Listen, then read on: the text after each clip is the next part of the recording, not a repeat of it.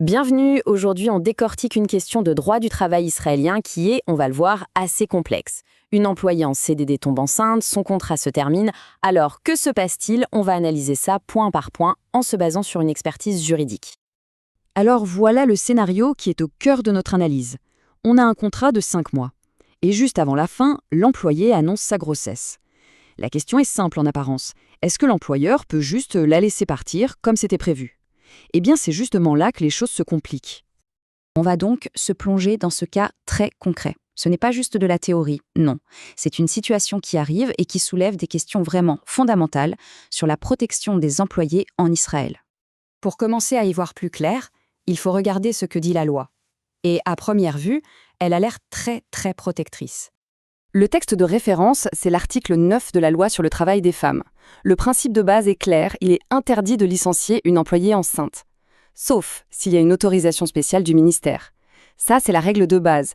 Une protection qui semble en béton, mais on va voir qu'il y a des fissures. Et c'est là que tout se joue. Parce que cette règle générale, elle ne s'applique pas tout le temps. Il y a des conditions très précises et ce sont elles qui changent absolument toute la donne. Le premier chiffre à retenir, c'est celui-ci. 6. 6 mois.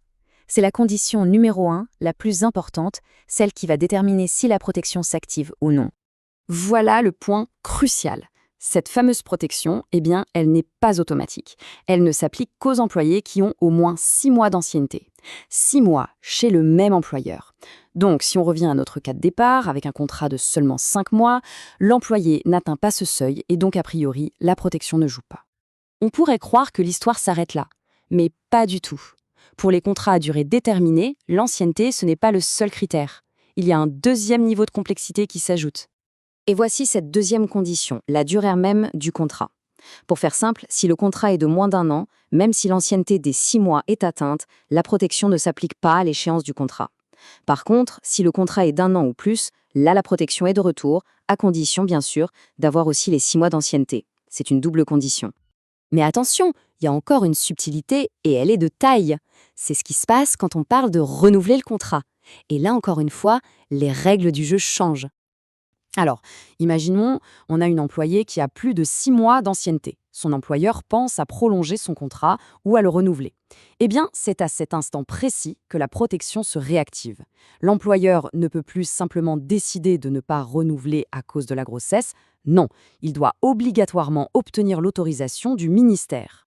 Pour finir, la source qu'on analyse donne un conseil très direct, on va dire, aux employeurs.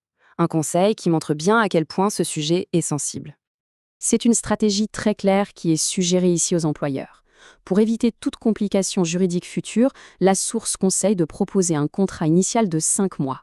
De cette manière, on reste en dehors du champ d'application de la loi de protection. C'est assez direct.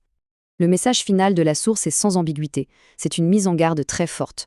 Ce domaine est une vraie poudrière juridique. La moindre erreur peut coûter très cher. D'où cette recommandation insistante de ne jamais prendre de décision sans l'avis d'un expert. Bon, si on résume, ce qu'il faut retenir, c'est que la protection existe, mais elle n'est pas du tout absolue. Elle dépend de 2 critères clés, l'ancienneté et la durée du contrat. Le moment du renouvellement, c'est un point de bascule juridique. Et surtout, le conseil numéro 1, c'est qu'il faut absolument une expertise juridique pour naviguer dans ces eaux-là. Tout ça nous amène à une question de fond. Ces règles, avec toutes leurs conditions, leurs exceptions, est-ce qu'elles trouvent le juste équilibre? L'équilibre entre la protection nécessaire des employés et la flexibilité pour les employeurs? Ou est-ce qu'au final, elles ne risquent pas de créer, involontairement, une forme de précarité? C'est une réflexion qui, évidemment, va bien au-delà de ce simple cas pratique.